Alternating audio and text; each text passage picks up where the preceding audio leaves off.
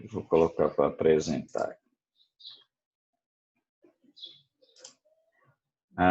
Bem, então hoje, como eu disse a vocês, é a nossa última aula por aqui.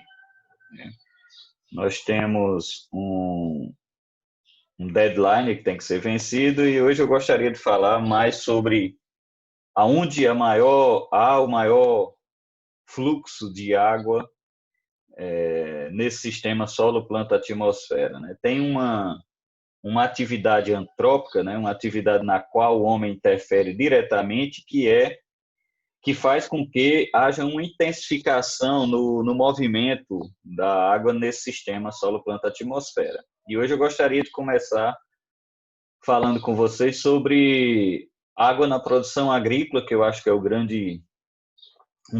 das grandes, vamos dizer, foco de uma disciplina como essa é o pessoal que vai trabalhar com alguma conexão com produção de alimento, com a parte agrícola ou necessariamente manejo de floresta, que vai precisar interferir com plantações com plantar árvore, com acompanhar todo o processo de desenvolvimento. Então, assim, as ideias que nós temos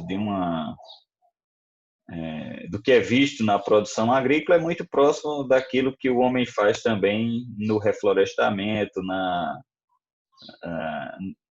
no entendimento da água num sistema solo-planta-atmosfera, quer seja em condição mais voltada para culturas agrícolas, quer seja para vegetação nativa, vegetação natural.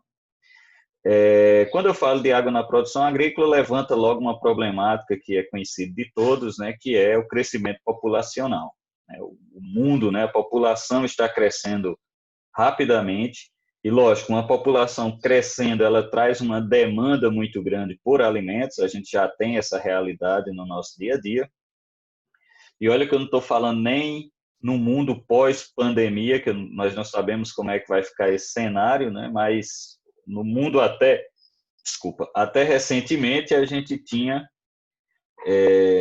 como um dos grandes desafios do crescimento populacional esse aumento de demanda por alimentos, o que vai demandar também aumento de área plantada, né? A não ser que você otimize a produção agrícola, ou seja, numa mesma área, que essa é uma das áreas de grande discussão na engenharia agrícola, na agronomia, né? E quem está voltado com a parte fitossanitária, a parte de genética, né?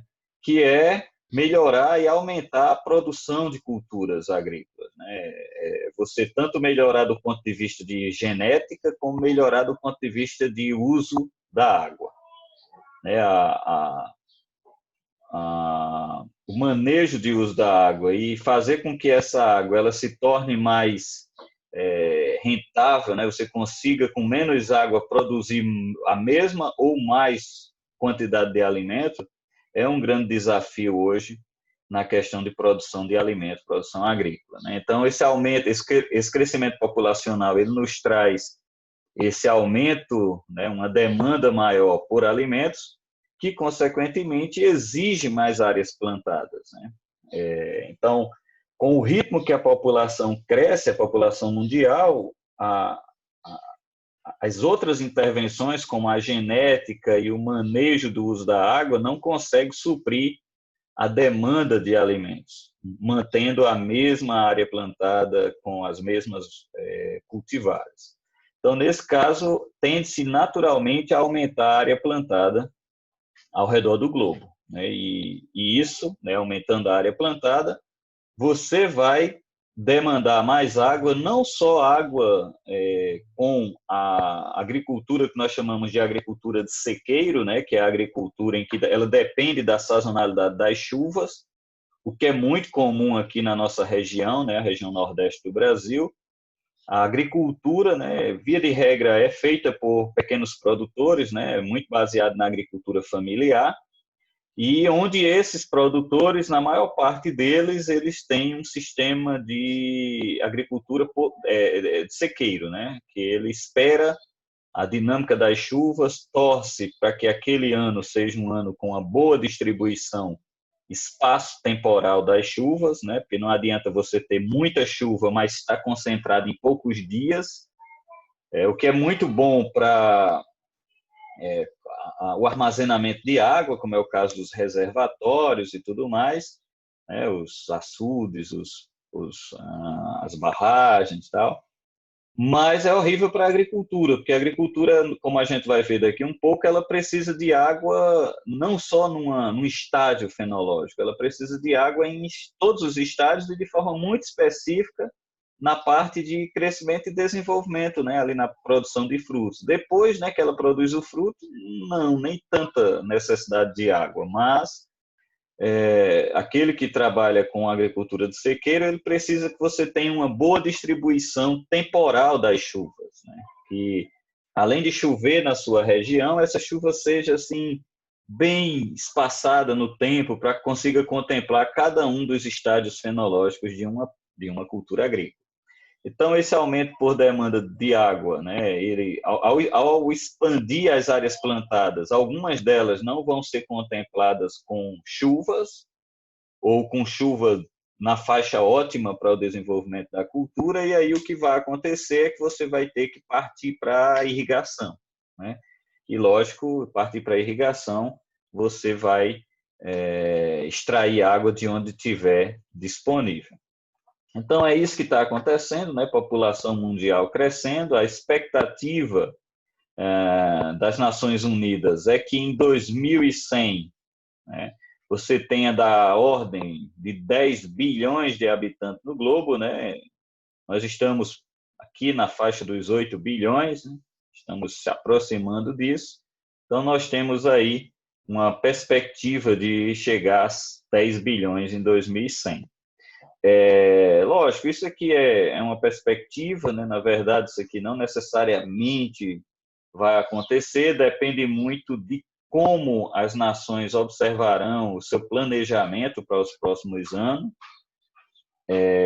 Nós temos aqui uma curva que naturalmente ela deixa de ser exponencial, como aqui no início, e ela começa a suavizar aqui, porque é natural que a população não vai crescer muito mais do que isso, porque não tem, a preço de hoje, né, alimento suficiente, né, insumos suficientes para essas pessoas se manterem vivas num planeta como o nosso. Nem você tem água acessível para toda uma população dessa, nem você, consequentemente, tem alimento, você tem problemas com saúde, né, em virtude das doenças que vão se tornar cada vez mais frequentes, né? A pandemia agora, ela já ceifa, né, muitas vidas, né? A perspectiva aí de ceifar milhões de vidas ao redor do globo, mas não só isso, né? Ela também reduz a taxa de natalidade, ela também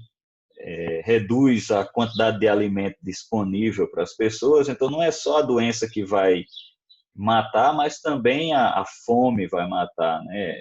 As doenças inerentes ou os distúrbios inerentes a um período de pandemia, como é o caso dos suicídios, entre outras coisas que podem vir na esteira dessa pandemia, né? Então, quando a gente fala no 2100, nós termos 10 bilhões de habitantes, é partindo do pressuposto do que aconteceu aqui nessa década passada, e nessa década passada o que se projeta para frente, né? Esse gráfico ele passou por algumas modificações, né, ao longo dos anos, mas a perspectiva é a mesma, né? Lógico que agora eles devem ajustar esse gráfico no mundo pós-pandemia, né? Quando a gente tiver um cenário mais claro de como vai ficar a economia, como vai ficar a questão da população, como é que vai ficar as tendências, né, mundiais. Agora, lógico que aqui, né, nesse cenário, a gente tem vários fatores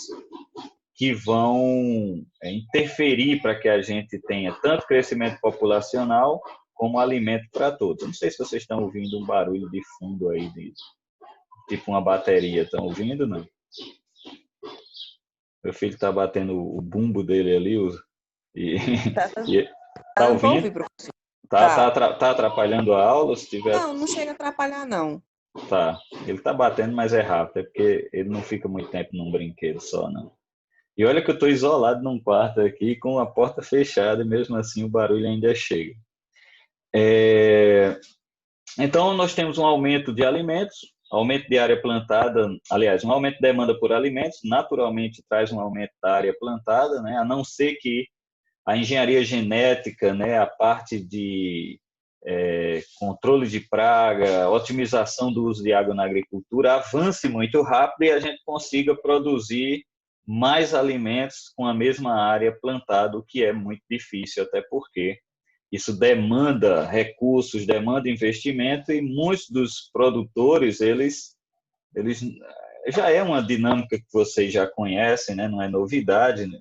Esse avanço do desmatamento no Brasil para a expansão das fronteiras agrícolas, né? Como é o caso do que tem avançado na Amazônia, a pressão por parte dos produtores é muito grande na política do Brasil, é o famoso lobby, né? O lobby do setor agropecuário. Né? Se você, quem já foi em Brasília, né, e acredito que parcela considerável de vocês já foi, e vai ver que no aeroporto de Brasília o que você mais encontra é produtor rural, né? Aqueles caras que você vê cara de produtor ou a vestimenta, ou a linguagem, ou até mesmo um ou outro detalhe na roupa, como nome de empresa, coisa desse tipo. E muitos desses caras estão fazendo a pressão política, né, no governo, no Senado, na Câmara, para conseguir flexibilizar, como diz o ministro do Meio Ambiente, flexibilizar a passada da boiada. Né? Então, nesse caso, a demanda por área plantada ela vai ser muito mais intensa do que necessariamente o desenvolvimento de novas tecnologias. Então, vai expandir. Com uma população mundial crescendo, vai expandir as áreas plantadas. E aí, aonde ela vai expandir, logicamente, vai ser aonde tem mais disponibilidade de terras para isso. O Brasil é um dos países que vai ser fortemente impactado para essa produção de alimento. Por um lado, traz desenvolvimento econômico, né, mas traz sérios problemas ambientais. E um dos fatores que vai trazer muita dúvida com relação a esse gráfico e com relação ao que acontece também aqui em cima, em termos das demandas, são as alterações, que faltou um aqui, desculpa, são as alterações climáticas. Eu não coloquei mudanças climáticas porque realmente é um termo muito forte, que ainda está em muita discussão, né? A gente não sabe realmente se haverá uma mudança tão emblemática assim, mas alterações já estão acontecendo, né? Os regimes de temperatura já estamos vendo que eles estão alterados, as precipitações têm ocorrido de forma mais extremas, ou seja, secas mais intensas, né, do ponto de vista de pouca chuva durante as secas e durando um tempo, né, a duração mais prolongada, e, ao mesmo tempo, chuvas intensas acontecendo em um intervalo de tempo menor. Então, nós temos os extremos mais frequentes, né? Secas intensas, chuvas intensas acontecendo em menor intervalo de tempo. Então, essas coisas, elas são danosas para a produção agrícola. Tanto a seca quanto a chuva intensa, né? E variações abruptas de temperatura também, como, por exemplo, você ter dias muito quentes e aí você também ter geadas, né, acontecendo, você tem os extremos de temperatura também sendo frequentes, nós temos mais impacto na produção agrícola. A planta ela tem faixa ótima de desenvolvimento, né, cada uma delas tem a sua característica fisiológica, e isso faz com que você tenha que lidar também não só com a demanda por crescimento espacial, né, crescimento em termos de área plantada, que aumenta a demanda por água, mas também uma probabilidade de você ter sérios impactos, mesmo nessa expansão agrícola, voltada a variações do âmbito climático. Então, isso vai ser uma problemática que vai estar sempre trazendo uma dor de cabeça para aqueles que trabalham com manejo de água na produção agrícola. Então, os cenários que nós temos pela frente são cenários complicados, né? São cenários de escassez hídrica. A tendência é que a gente tenha menos chuva em algumas regiões, né? Outras regiões, a chuva ela vai estar presente, mas a dinâmica dela no tempo e no espaço vai ser alterada, então isso também é uma forma de se preocupar. Você tem, dentro dessa discussão climática, a gente tem uma pressão grande dos órgãos ambientais para aumentar áreas de preservação ambiental, e aumentando áreas de preservação ambiental, consequentemente, você diminui o espaço, né? Aquelas áreas seriam ocupadas por culturas agrícolas, né? Por plantações. E isso faz com que você tenha esse conflito entre o setor agropecuário e o setor ambiental. Então, o ministro da Agricultura, Pecuária, Abastecimento e ministro do Meio Ambiente, muitas vezes tem que lidar com conflitos semelhantes, né? Conflitos que estão o mesmo conflito na mesa dos dois, na discussão tanto do meio ambiente como do setor agropecuário, e isso a gente precisa ter ministros que tenham sensatez e que sejam realmente ministros daquela pasta, e não um plano de desestruturação e implementação de uma outra atividade que não seja aquela afim da sua pasta a ser discutida. Por isso que eu vejo hoje a discussão, né, do crescimento, né, expansão das áreas agrícolas no Brasil e a discussão ambiental não com bons olhos, né, olhando para os atuais gestores, né, dessas duas pastas. Porque a gente precisa ter um crescimento, eu acredito, né, um crescimento pensando do ponto de vista econômico, né, o crescimento das áreas plantadas, tal, mas tudo isso com uma gestão que seja condizente com a preocupação ambiental, para que a gente não sobreponha, né, cometa os erros que outros países cometeram, né, que infelizmente muito da discussão quando se fala de expansão agrícola, de áreas agrícolas e a questão de preservação, muita da discussão fica, a gente vai preocupar a nossa economia, aliás, vai danificar a nossa economia ou vai fazer que a nossa economia não se desenvolva como deveria, pensando no ambiental, e os países, né, que já destruíram. Oi? Alguém falou? Então, a gente fica muitas vezes ouvindo esse discurso. E a Europa? E os países que agora querem ditar o nosso sistema de preservação, de expansão de áreas agrícolas, e eles já destruíram as áreas deles, eles já tiveram o momento de explorar os seus recursos naturais, na verdade, de degradar os seus recursos naturais, tal. E aí eu vejo esse discurso de proteção do setor agropecuário, que eu vejo como um setor muito importante para o Brasil, porque tem segurado a economia mesmo mesmo em situação de pandemia, como é esse caso, mas vejo que comparar com países que já destruíram seus recursos naturais não é uma boa opção quando você ganha motivação para expandir. O que deveria ser feito era aprender com esses países onde eles erraram e trazer os ensinamentos deles para melhorar a nossa política de crescimento populacional que está acontecendo, mas ao mesmo tempo lidando com a melhoria no uso da terra, né, para produzir alimento, e pensando no ambiental. porque mais cedo ou mais tarde as consequências virão. E há discussões sérias hoje, né, de que nós teremos muito mais problemas da ordem, do ponto de vista continental, talvez até globais, né, discutindo sobre saúde, por causa dessa questão da preservação ambiental e das alterações climáticas.